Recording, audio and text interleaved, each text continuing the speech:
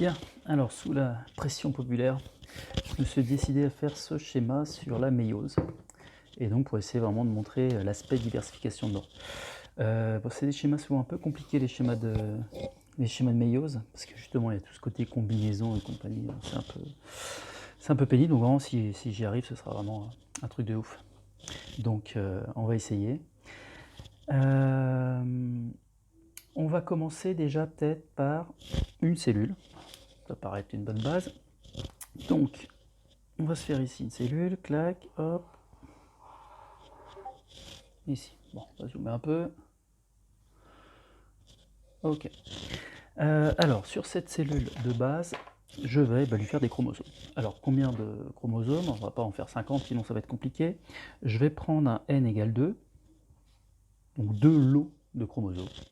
Et je vais partir évidemment d'une cellule diploïde. Donc, c'est pour ça que je vais mettre ici 2n.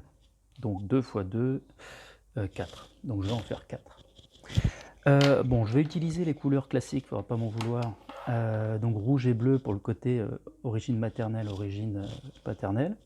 Donc bon, comme la plupart des schémas, mais libre à vous de changer, de faire avec les couleurs que vous voulez. Donc les chromosomes, on va commencer ici par une cellule qui va avoir des chromosomes à une chromatide.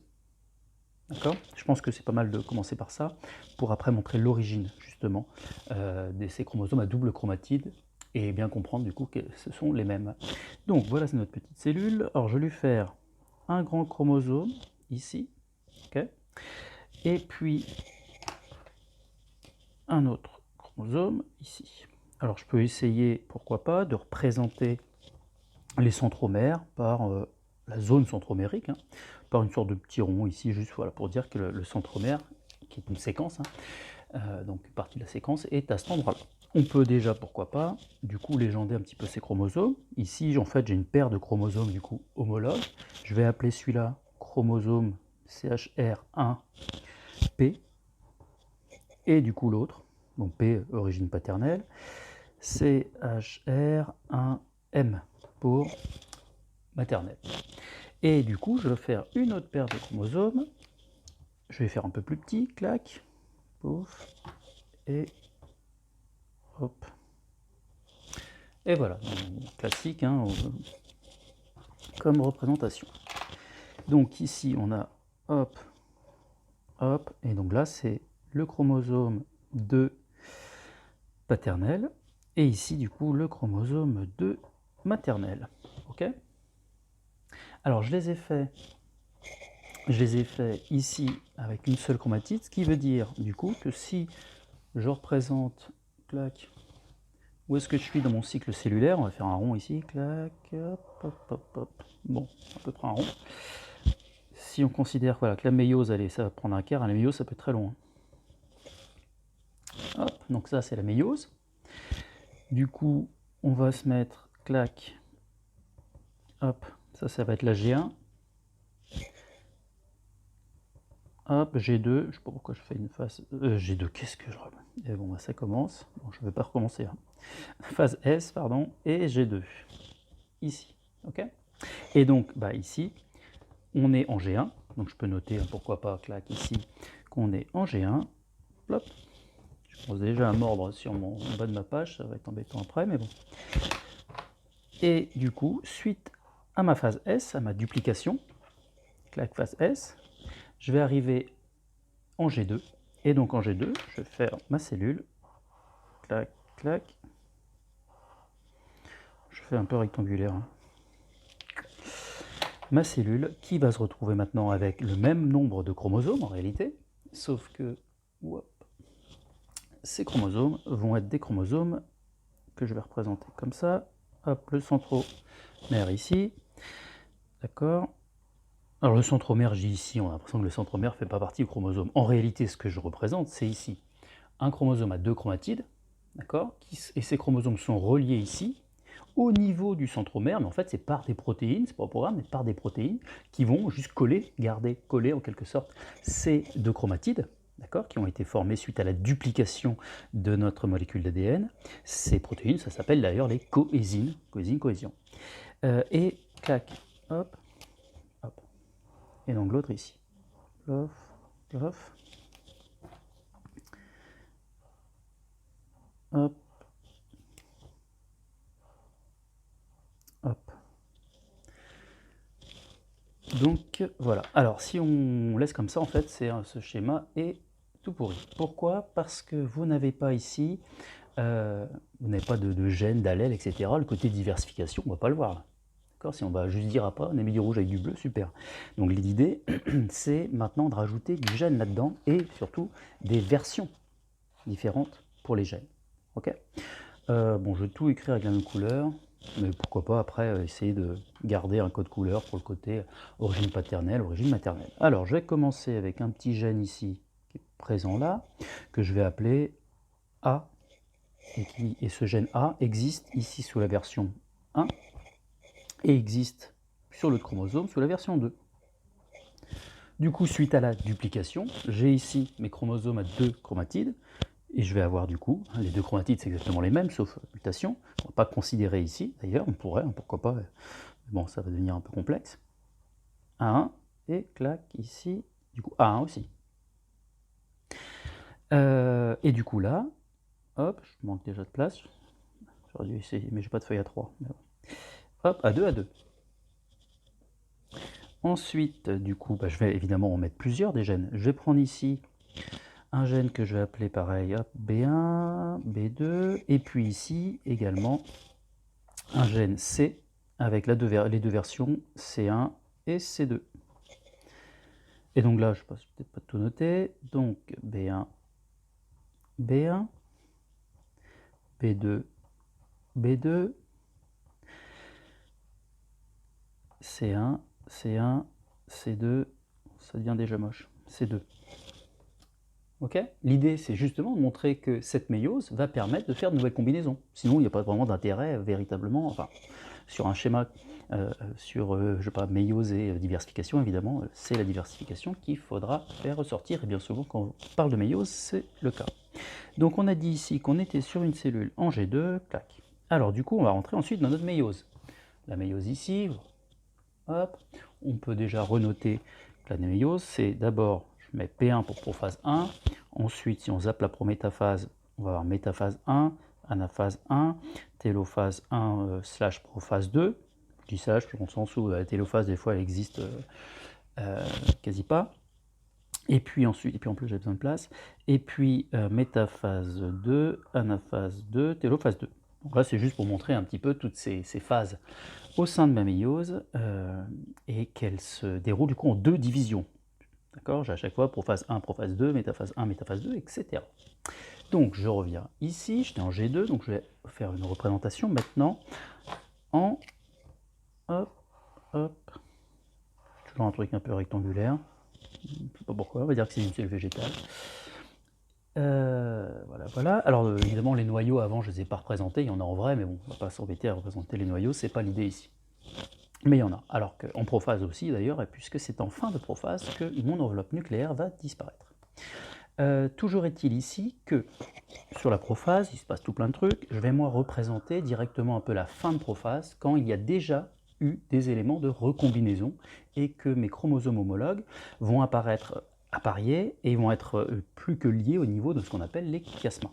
Donc toute la phase avant, avec l'ensemble du complexe synaptonémal qui s'est formé, avec les échanges, etc. Bon, je ne vais pas le représenter, puisqu'ici, c'est juste le côté combinatoire qui m'intéresse. Alors, du coup, ici, je vais représenter, j'ai dit, la prophase. Donc, je ne m'embête pas à mettre le stade de la prophase, puisque c'est pas programme.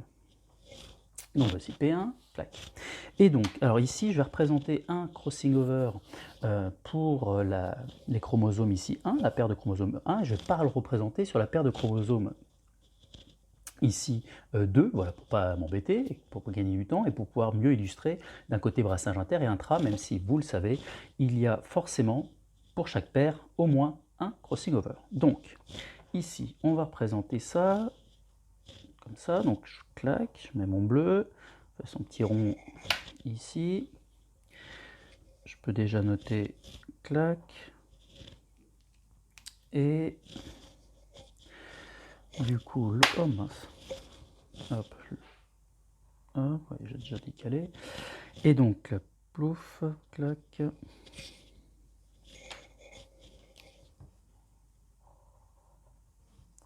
Ça doit ressembler à ça. Hop. Vous voyez, le truc est classique. Alors là, on les représente toujours comme ça, avec ces deux chromatides-là qui ont échangé là. En fait, ça peut très bien être celle-là et celle-là, celle-là et celle-là. Bon, ça peut être ce que vous voulez, et puis de toute façon, ça peut être aussi un peu dans tous les sens. Alors pourquoi pas d'ailleurs, éventuellement, là, juste faire un petit zoom pour bien réaliser. Clac, pouf, hop. Qu'est-ce que c'est en fait ici, qu'est-ce qu'on a là? Puisque mes traits ici, il faut bien se rendre compte que chaque trait représente en réalité une double hélice d'ADN. Donc si je voulais représenter ça, d'accord, au cas où, je sais pas, ce ne soit pas complètement clair dans la tête, en fait, quand je fais là mon crossing over avec la représentation de mes chiasmas qui relient mes deux chromosomes homologues, en réalité, si je veux faire chaque brin d'ADN séparé, je vais me faire ici, clac, un petit brin 5', un petit brin 3', ici, relié par, hop, je mets des petits points, c'est le côté liaison hydrogène, relié ici à hop, un autre brin, d'accord, avec du coup, dans l'autre sens, un antiparallèle, 3', 5', 3', 5'. Okay, donc là, j'ai une molécule d'ADN qui est reliée. Donc ça, c'est en réalité un des traits bleus ici, qui est relié au niveau de la zone centromérique, ces histoires de cohésie. Donc je vais refaire mon petit rond, pop, pop, pop, là. Je vais refaire, clac, ensuite ici. Du coup, un autre brin d'ADN sur l'autre chromatide. Je représente, hop, ici. Et donc là, sur cette chromatide-là, un peu, sur cette chromatide-là, je vais avoir, du coup, pareil, des liaisons hydrogènes, l'autre brin d'ADN qui est ici, et c'est là où j'ai eu potentiellement mon échange, et donc là, sur ces deux brins d'ADN, en fait, j'en ai un qui est parti là-bas, voir ce qui se passait à côté. Alors je ne dis pas que vous dézoomez comme ça, mais c'est juste pour mieux comprendre, mieux visualiser. Vous n'avez pas besoin d'en parler, c'est voilà, juste une histoire de compréhension. Et donc de l'autre côté, je vais avoir du coup, clac, là je poursuis avec mon truc bleu. Hop, ici. Ici, clac, clac, clac, clac, clac, clac, clac. Hop, je vais les remettre aussi. D'ailleurs, hop, oups, et B, super.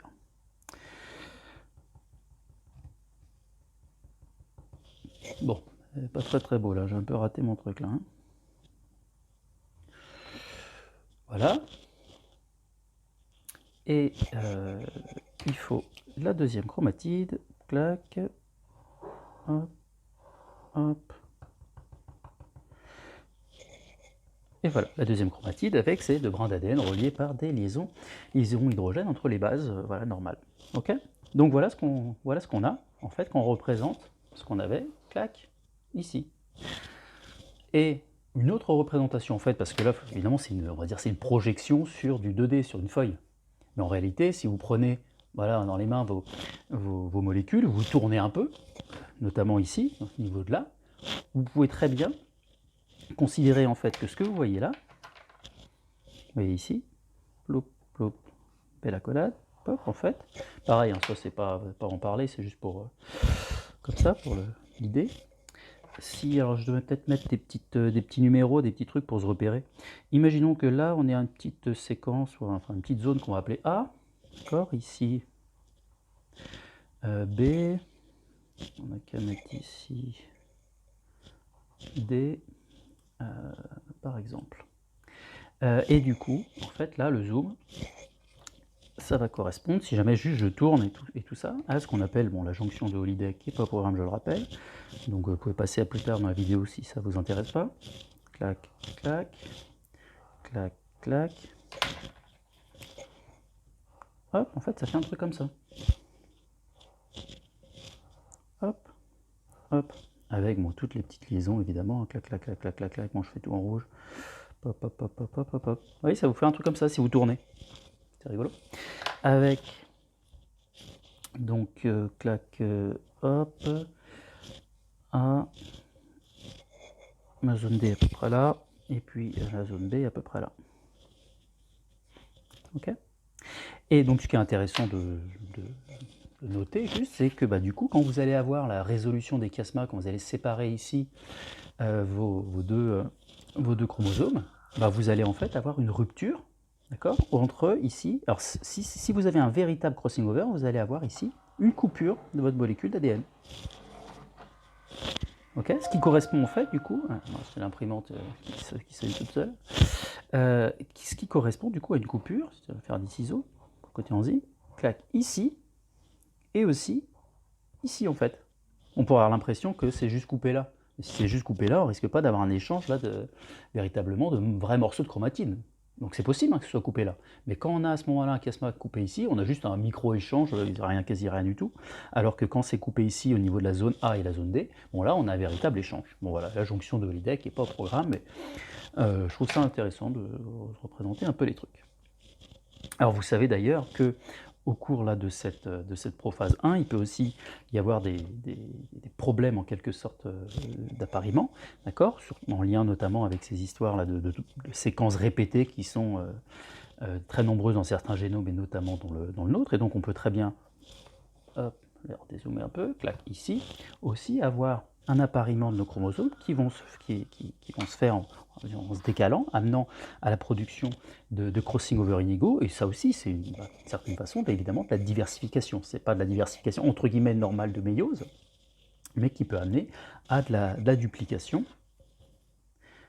ou de la délétion. D'accord? Par exemple, clac, on peut essayer de représenter un truc un peu... imaginez que vous avez du coup votre appariement qui se fait avec un petit décalage, et du coup qui se fait avec un décalage, et vous avez un chiasma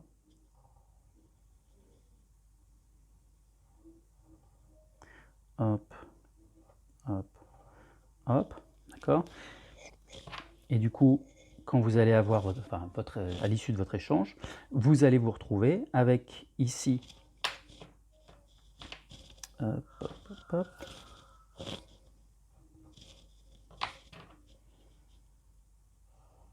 hop, hop, et donc lui, il va se retrouver, si je reprends un truc ici, je vais représenter donc l'échange qui se sera fait clac dans cette zone ici, et du coup il aura récupéré qu'un petit bout du rouge, clac, donc il y a toute une zone qui aura été délétée, et l'autre chromosome, le rouge,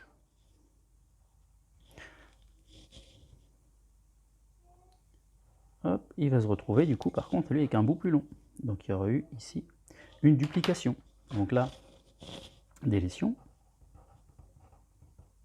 et là on aura eu une zone dupliquée. Alors pour mieux le montrer, d'accord, l'idée c'est de zoomer, reprenez le précédent schéma, la précédente vidéo avec le schéma, là, avec l'histoire d'exons ou de gènes, et vous pouvez très bien montrer là, de façon peut-être plus efficace en quelque sorte, cette histoire de délétion et duplication. Bref, revenons du coup, là on était là. Donc voilà, et puis je vais refaire mes petits chromosomes qui est à côté, plop, et hop. Alors, je ne vais pas noter ici tout de suite le nom des allèles pour voilà, pas encombrer. De toute façon, je vais noter voilà, l'issue. Ensuite, hein, qu'est-ce qu'on va obtenir quand vous aurez eu la résolution des chiasmas. Donc, on va noter ça là. Je me retrouve du coup avec ici, hop, là, une chromatide où il ne s'est rien passé, bon, en tout cas dans mon exemple, hein, tel que je l'ai représenté, et ici, clac, avec le bout rouge. Donc là, j'ai toujours un, hop, on aurait dû garder les couleurs bleu et rouge, mais bon. Ici, j'ai toujours un, ici, j'ai du coup B1, et ce qui est intéressant, c'est qu'ici, maintenant, j'ai B2. Et donc là, vous voyez ici, clac, j'ai en quelque sorte, ici, une nouvelle chromatide. Une nouvelle chromatide avec une nouvelle association qui n'existait pas avant. Avant, à aucun moment, je n'avais sur le même chromosome A1 avec B2. Donc ça, c'est nouveau. Et donc ça, c'est évidemment ce qu'on va appeler le brassage intrachromosomique, d'accord, à l'intérieur, entre guillemets, des chromosomes, ensuite voilà, ces événements-là de recombinaison. Ok? Donc une nouvelle chromatide, donc, ici, et puis si je reprends mon rouge maintenant, hop, là je vais en avoir une autre d'ailleurs aussi, donc clac, hop, pouf,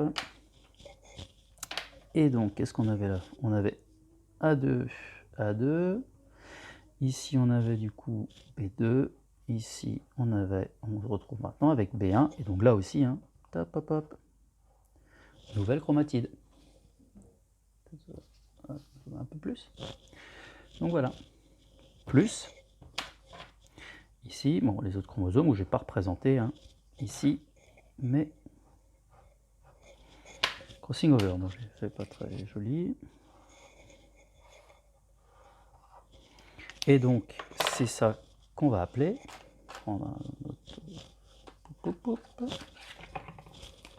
c'est ça qu'on va appeler, du coup, le brassage intra-chromosomique. Donc, sachant qu'on peut avoir, on a au minimum, on va dire, un crossing over par paire, d'accord, mais qui peut avoir lieu n'importe où. Bon, là, on a une combinatoire de malades derrière tout ça. Donc, tout plein de combinaisons.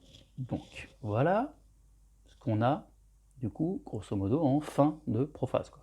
Enfin, fin de prophase. Là, c'est, puisque je les ai séparés, je les ai mis séparés justement pour montrer les nouvelles combinaisons. En réalité, cette séparation, voilà, va se faire au niveau de l'anaphase. D'accord? Donc là, bon, peut-être que si je les avais représentées en cours d'anaphase avec déjà le côté séparé à refaire, d'ailleurs j'aurais fait ça, ça aurait été mieux. Alors illustrons maintenant aussi la notion de brassage inter. Okay, donc cette cellule-là, on m'a parlé d'anaphase, okay, et donc va donner une nouvelle cellule. Clac, elle va donner une nouvelle cellule. On va faire une nouvelle cellule ici. Clac. Imaginons que cette nouvelle cellule, voilà, on va fixer un des chromosomes 1 qu'elle aura récupéré au cours de cette anaphase 1 de méiose. On va dire, allez hop, elle a chopé celui-là. Plop, plop, je ne remets pas les... On verra après si c'est nécessaire, les combinaisons. Elle a pris celui-là. Alors l'idée après, pour illustrer ce brassage, alors d'ailleurs, vous voyez rien, pour illustrer ce brassage, cette cellule ici, donc là on va considérer hein, qu'on est par exemple en prophase 2, d'accord, c'est après la première division de méiose, eh bien il y a deux possibilités. Soit elle va récupérer pour chacun autre paire, j'ai fixé celui-là, mais pour les autres paires, soit elle va récupérer celui-là, clac, soit ou elle va récupérer celui-là, c'est un des deux. D'accord? Une chance sur deux, là c'est du 50-50. Ça dépend comment étaient, lors de l'anaphase 1, disposés les chromosomes. On pourrait hein, d'ailleurs représenter ces dispositions lors de l'anaphase 1 différentes et voir justement qu'à chaque fois on a deux possibilités. Ici, on va mettre, clac, deux possibilités.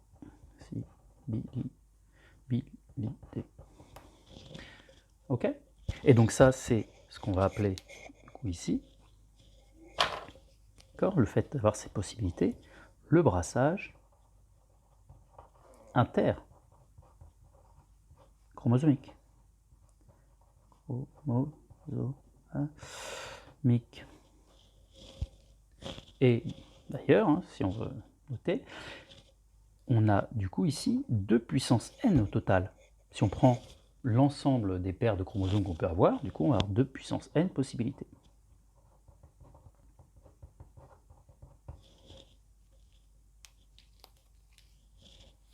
Ok? Donc pour une cellule donnée, par exemple sur cette cellule-là, bon bah, pour cette paire-là, les chromosomes 2, bah, soit elle récupère celui-là, soit elle récupère celui-là. Donc ça fait deux possibilités. Puis si on prend l'autre paire ici, puisque là on a avec deux paires, bah, soit elle prend celui-là, soit elle prend celui-là.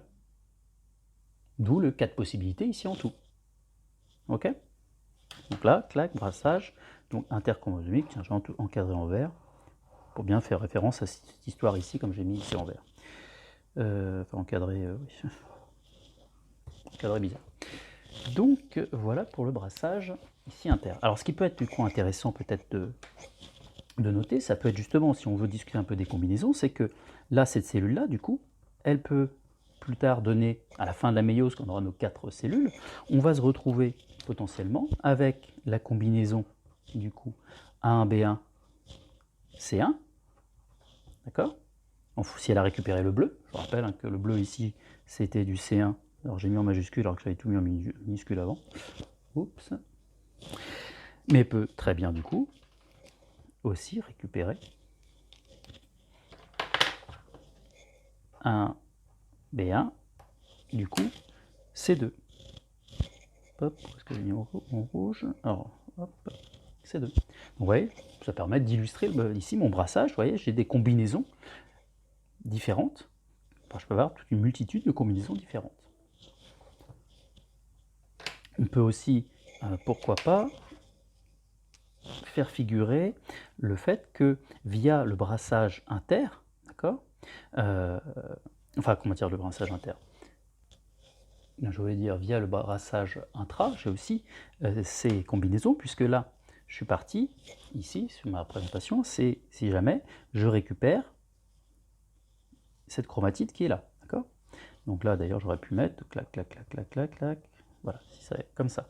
Mais si jamais je récupère l'autre, ici, je vais avoir, du coup, A1, bon, je vous le garde en majuscule, hein, choisissez vos majuscules ou minuscules, A1, clac, clac, où j'ai mis en rouge, B, B1, ici, avec du coup C1, ou, et donc là ça c'est le brassage inter, alors je ne sais plus si j'ai dit inter, intra, bon, je suis perdu, donc en tout cas là le ou en vert c'est pour le brassage inter, et donc là je vais mettre, que je peux aussi avoir A1, toujours B1, et on a dit l'autre c'était du coup C2 en rouge. C2. Donc vous voyez. Et donc là à chaque fois le ou en vert c'est pour le brassage inter. Par contre le fait d'avoir ici A1 B1 avec, j'ai mis B1 mais c'est B2, pardon, avec B2, ça par contre, ça ici, le ça ou ça, ces deux possibilités là, ça c'est le brassage intra lié au crossing over. Alors on peut, pourquoi pas même, à la limite, si on va aller un peu plus loin que la méiose, enfin, rajouter que la méiose va forcément être après amenée à de la fécondation. Là, ma méiose m'a produit potentiellement, par exemple, des gamètes. Alors je dis par exemple, parce que n'oubliez pas, la méiose peut très bien me former mes spores chez, justement, mes angiospermes, par exemple, ou mes filicophytes. Donc les embryophytes de façon générale. Donc imaginons que là, voilà, j'ai produit du coup ici, par exemple, ça, un A2, A1, B2, C2, donc clac, ici, imaginons que ce soit un ovocyte. Un gamète femelle, clac, un ovocyte, donc il se retrouve suite à la méiose, à la deuxième division de méiose, il aura récupéré, du coup visiblement, s'il a un B2, il aura récupéré un truc comme ça, hop, les chromosomes n'a plus qu'une chromatide, hein. Je fais le petit rond histoire centromérique, on peut mettre clac A1, je suis repassé en minuscule pour être sûr que vous soyez vraiment bien perdu. B2, et puis il a récupéré, pouf, le petit avec le C2.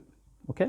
Donc voilà, c'est une des multiples possibilités. 2 puissance n possibilités juste pour le brassage, on a dit inter, plus toutes les possibilités en lien avec le brassage intra. Eh bien, il y a encore un côté possibilité parce que cet ovocyte va être fécondé par un spermatozoïde. Sauf que là aussi, il y a tout plein de spermatozoïdes qui ont été formés déjà par un individu, et puis en plus, pourquoi pas, imaginez tout plein d'individus qui ont produit des spermatozoïdes qui sont tout prêts à aller féconder cet ovocyte, et donc on peut très bien se faire, clac, hop, un petit spermatozoïde, enfin, la multitude de spermatozoïdes, bon, ils sont pas beaux, magnifiques, etc., mais bon, bref, hop. Alors celui-là, il est un peu, vous voyez, il est encore plus raté que les autres, il est un peu moche. Alors du coup, on va considérer qu'il vient justement d'un partenaire qui ne fait pas rêver. Et pourquoi pas, du coup, montrer. Donc là, il y a toutes ces possibilités. Hein. Ici, donc là, il y a là aussi toute une combinatoire. Hein. C'est lui, lui ou lui. Et puis évidemment, je remets que 3, mais bon, ça peut y en avoir beaucoup plus. On va dire que, tiens, à la limite, lui, non, lui, il n'y arrivera pas à cause du tri des partenaires. Imaginons, quand il y a un tri des partenaires, hein, ça dépend des espèces. Tri des partenaires. Donc voilà, pour montrer que ça aussi, ça peut jouer, hein, le fait de trier les partenaires, ça va là plutôt limiter la diversification. Okay, sauf si c'est un tri des partenaires d'ailleurs qui vise justement à l'augmenter. Donc je retire ce que je dis, tri des partenaires, ça peut dépendre, hein. Si vous êtes dans un cas où c'est du coup un mâle qui va se reproduire avec l'ensemble de la harde, par exemple, si on prend des cerfs, bon, forcément ça limite la diversification. Si on est dans un cas où ça empêche la reproduction avec des individus entre guillemets similaires, à ce moment-là, ça facilite la diversification.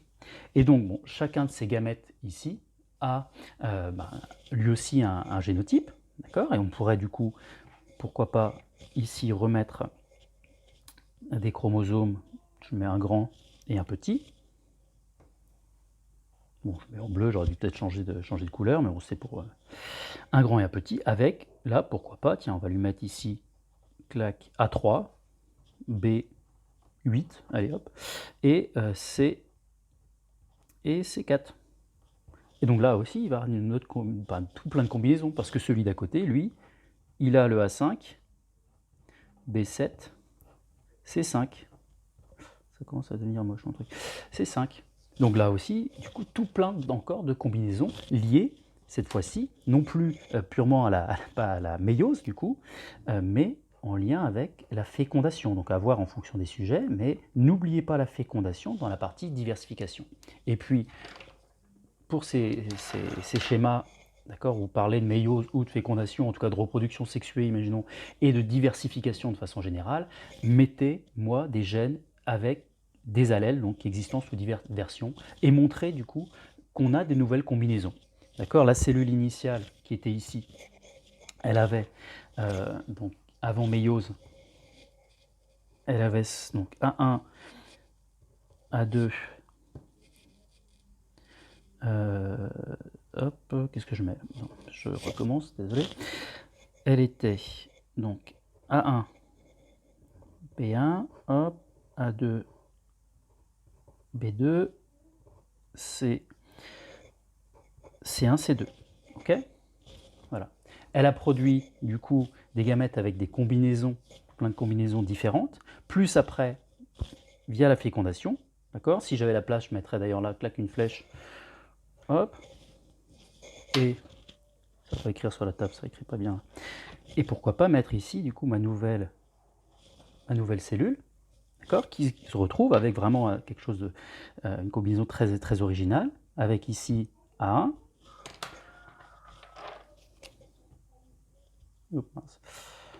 B2, clac C2, bon ok, plus la fécondation, on va dire que le gagnant, c'est celui-là, c'est lui qui va y arriver, okay. Et donc on se retrouve ici à avoir, hop, ces nouveaux lots. Alors maintenant avec un A3, ici on avait dit que c'était B8, B8, et ici pour le petit, on avait dit, on avait appelé combien? C4. Et donc voilà, un génotype pardon, tout à fait nouveau, un phénotype du coup potentiellement aussi, puisque je me retrouve maintenant avec un A3, B2, B8, C2, C4. Donc quelque chose de tout à fait original, en lien avec brassage inter, brassage intra. Un peu peut-être, hop, ouais, vu que là je peux pas bouger la table, je pourrais pas recentrer. Donc brassage en lien avec brassage inter, brassage intra et fécondation. Donc voilà, je crois que c'est pas si mal ce schéma, c'est presque le plus beau jour de ma vie. Donc bon, voici avec mes références à votre Dr Nozman, ça fait pas un carton sur YouTube, je sais plus quoi faire. Donc voilà, c'est terminé.